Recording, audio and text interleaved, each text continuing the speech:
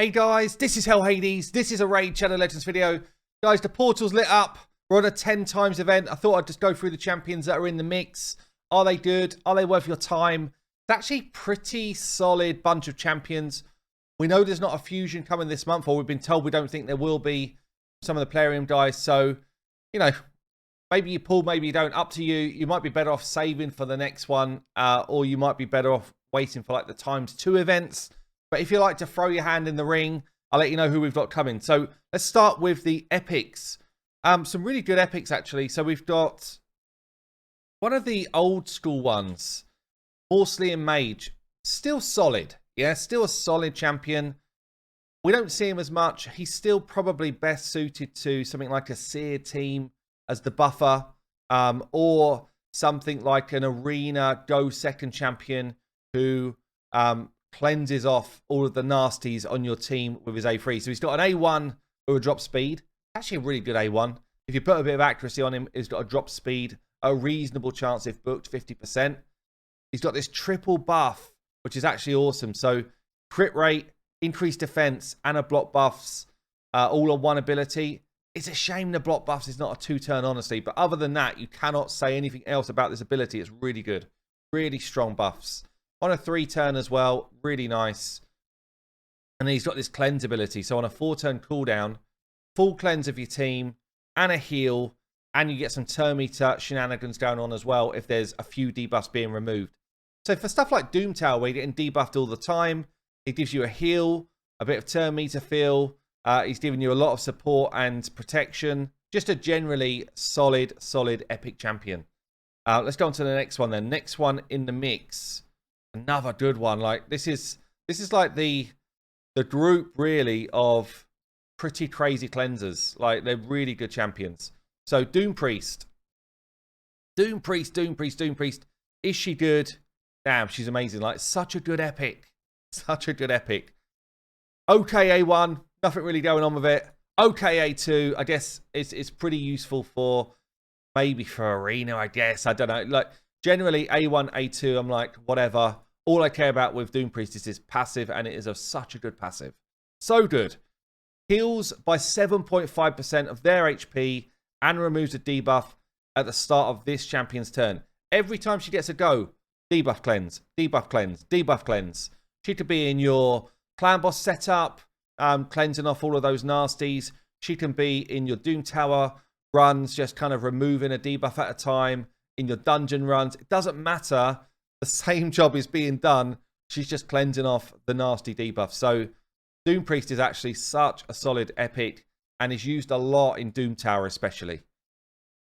Last one then for the normal epics. Probably thought as maybe, I mean, the best epic. The best epic, is that fair? It's hard to say actually. There's 2 or 3 other really good ones, but one of the best epics for Hydra boss at the moment. Yeah, she's just so good for Hydra. She's also just generally good. Yeah, she's generally good. At one point, I had her as my #1 epic in the game on my tier list and stuff like that. She's still right up there. The thing that lets her down for me is her AI is just a bit weird, but she gives you a leech on her A1, pretty solid. Good base stats. She gives you an AoE drop defense and an AoE block buffs. 3-turn cooldown. 100% on the drop defense. 75% on the block buffs. It's actually really good. But the block buffs goes up by 5% for everyone who's alive. So it pretty much becomes 100% for a lot of content. It's so good. Obviously, you can weak hit here. You could not land it with a weak hit. But this ability is strong. It's like legendary status strong. To get these two together. You've got the Arena. Near enough every defense now has got some sort of buffer in its team. As soon as those buffs go out, you're in trouble. This goes down first. It's not happening.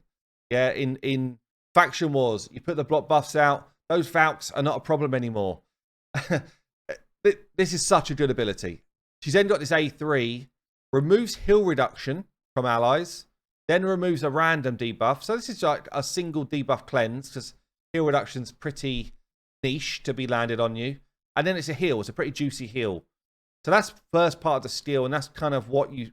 I would say that's what you should see as her skill, because She'll do that whenever she can. The second part of the skill doesn't really complement this first part, which is a shame because it's actually a great ability here. If everybody's dead, revives them with 50% HP and 50% turn meter. It almost needs to be its own skill. Honestly, it's so good, but obviously it goes on a long cooldown if she just does this heal. The reason why that could be amazing is this ability here. So when everybody goes down, she puts increased speed and block damage on herself. And if she just stays like that, don't worry, fellas, I'm coming for you. And then if this ability is available, she'll pick everybody back up. But more often than not, she's used it somewhere else. And she's just like that. I'm coming for you, but I don't know what with. And it doesn't quite play out as you'd expect. But other than that, I mean, she's a solid, great epic. Okay, let's go for the Void epic then. So the Void epic, I mean, wrong faction, sorry. The Void epic literally, I mean, was the Hydra killer for a while, right? So Shamael, if there is a head of torment on the enemy team, he deals with it just with his passive. It's not there anymore. You don't need the Duchess. You don't need everyone else.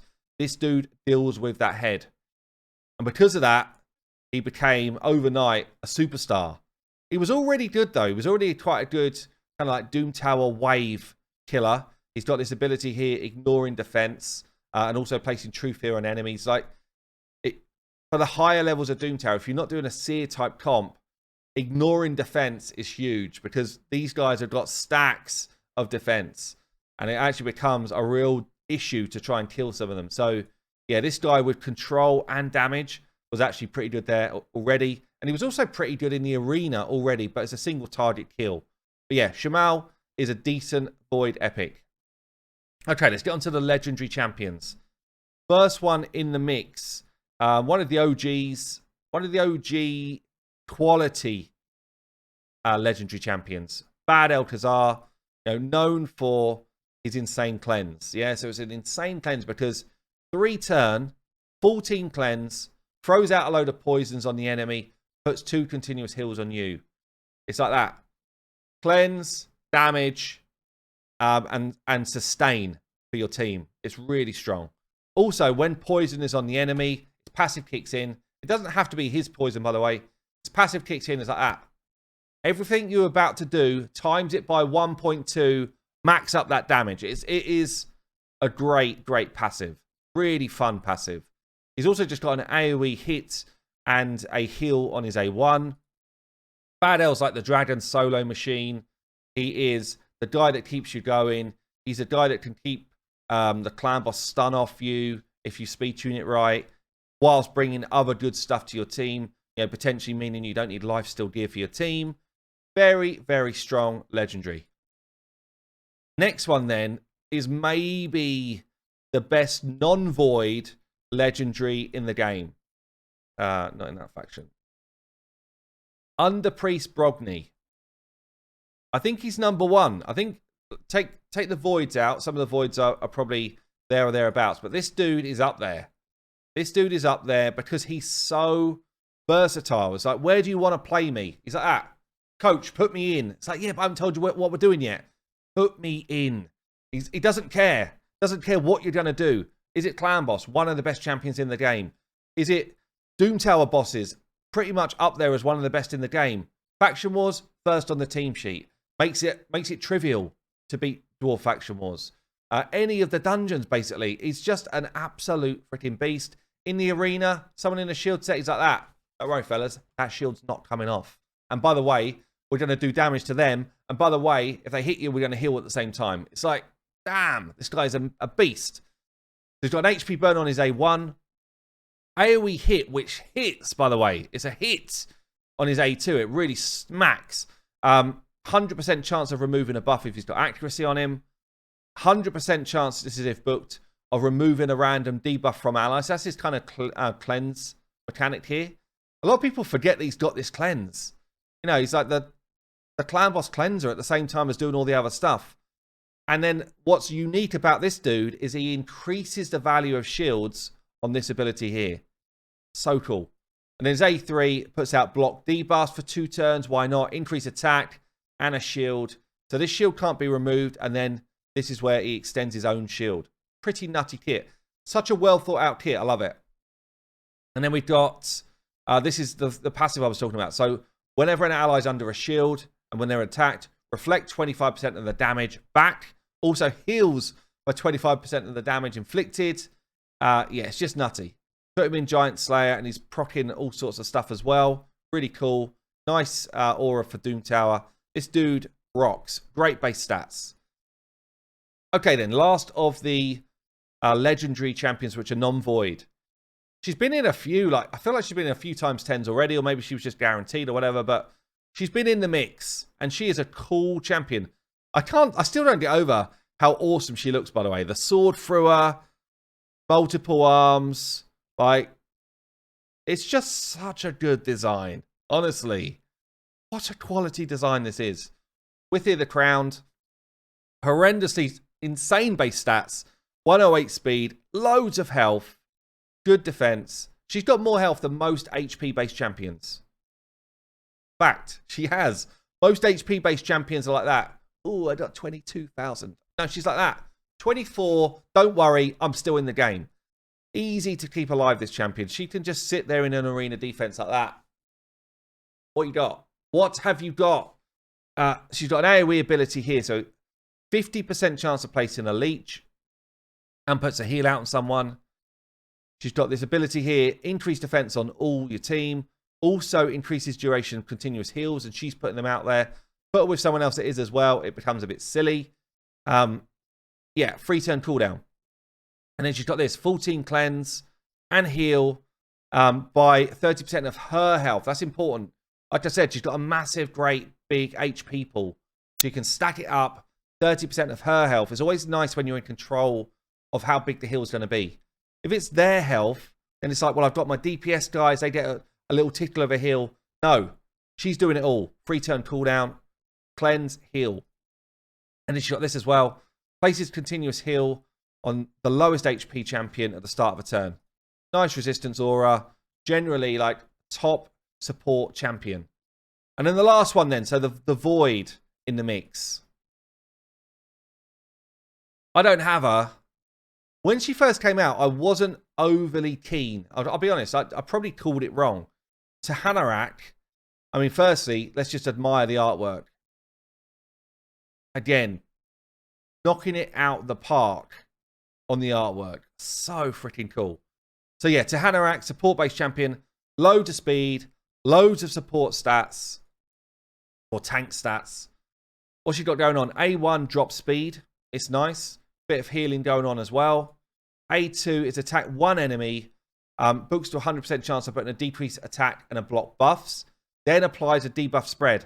So for something like Hydra, you need block buffs out there. Yeah, so, and often, often on Hydra, they've got no debuffs left because they've been cleansed and they've been this and they've been that and there's so much going on. So she can actually just throw those two debuffs out there, spread them everywhere. She doesn't have the affinity issues that most of the others have got. And it's like, great, we've got a base. Yeah, she's one of the better champions for Hydra for doing this. Uugo, one of them. She's probably the best. She's also got two great buffs on her A3, increased defense and increased speed. Honestly, this is where I felt like she let herself down.